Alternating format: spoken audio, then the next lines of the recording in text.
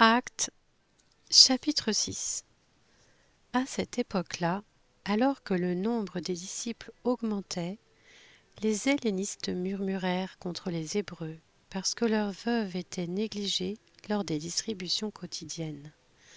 Les 12 convoquèrent l'ensemble des disciples et dirent : « Il ne convient pas que nous délaissions la parole de Dieu pour servir aux tables.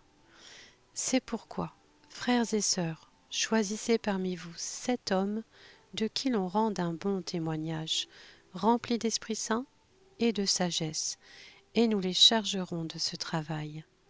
Quant à nous, nous continuerons à nous consacrer à la prière et au ministère de la parole. » Cette proposition plut à toute l'assemblée. Ils choisirent Étienne, un homme plein de foi et d'Esprit Saint, Philippe, Prochore, Nicanor, Timon, Parménas et Nicolas, un non-juif d'Antioche converti.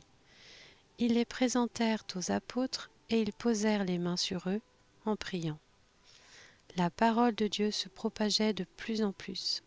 Le nombre des disciples augmentait beaucoup à Jérusalem et une grande foule de prêtres obéissait à la foi. Étienne, plein de foi et de puissance, accomplissait des prodiges et de grands signes miraculeux parmi le peuple. Quelques membres de la synagogue, appelée synagogue des affranchis, des Cyrénéens, des Alexandrins et des Juifs de Cilicie et d'Asie, se mirent à discuter avec lui. Mais ils ne pouvaient pas résister à la sagesse et à l'esprit qui inspiraient ces paroles. Alors ils soudoyèrent des hommes qui dirent : « Nous l'avons entendu proférer des paroles blasphématoires envers Moïse et envers Dieu. » Ils ameutèrent le peuple, les anciens et les spécialistes de la loi, puis ils se jetèrent sur lui, l'arrêtèrent et l'emmenèrent au Sanhédrin.